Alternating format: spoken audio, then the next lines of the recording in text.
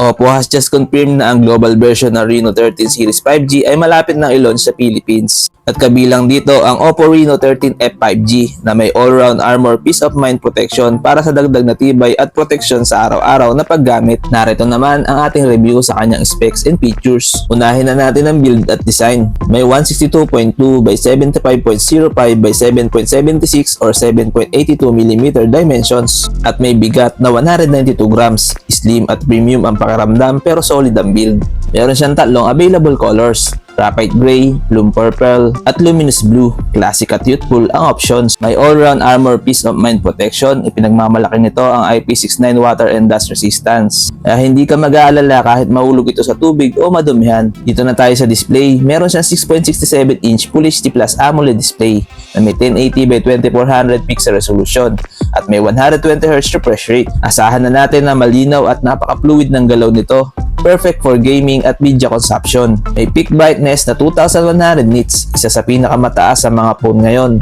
Kahit nasa labas or sa ilalim ng araw, asahan mo nang hindi problema ang visibility. Para naman sa screen protection, sakop ito ng AGC Dragon Trail Star 2 na matibay at scratch resistant. Powered by Qualcomm Snapdragon 6 Gen 1 na naka 4nm process. Isang mid-range chipset na may balancing performance para sa multitasking, gaming at everyday use. Ang Adreno 710 GPU ay kayang mag-handle na intensive graphics sa mga laro gaya ng Mobile Legends or Call of Duty Mobile. At meron siyang Android 15 with ColorOS 15.0 kaya updated na updated ang software experience. May options na 8 or 12GB of RAM, sapat na ito para sa smooth multitasking. At pwede kang pumili sa 128, 256 or 512GB UFS 3.1 internal storage. Asahan mo ng no lags kahit mag-transfer ka ng files. Para naman sa optics, meron siyang 50MP main camera with OIS. Malinaw at stable kahit low light conditions.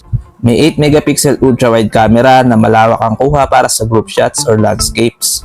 2MP macro camera para sa close-up shots bagamat basic lang ito. At kaya nitong mag-record ng video hanggang 4K resolution. Meron siyang 32MP selfie camera para sa social media worthy photos at may 1080p at 30fps video recording. Para naman sa battery, malaki ang 5800 mAh capacity kaya all day use ang abot. At meron itong 45W Superbook fast charging na kaya mag-charge from 1 to 44% in 30 minutes. Wala ka masyadong downtime. Meron siyang 4,364 square millimeter vapor chamber, ang kasalukuyang pinakamalaki sa Reno series. Kaya hindi ito mabilis uminit kahit sa matagalang gaming. 5G ready, Wi-Fi 5, Bluetooth 5.1 at NFC para sa modernong connectivity. USB Type-C for fast data transfer at charging. Meron siyang dual stereo speakers na may USB Type-C audio output, kaya solid ang sound quality. Ang Oppo Reno 13F 5G ay promising para sa mga naghahanap ng stylish, durable at capable na mid-range device.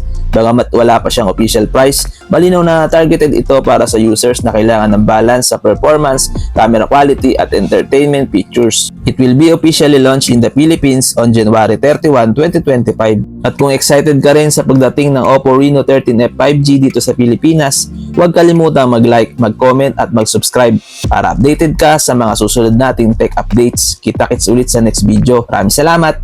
Peace!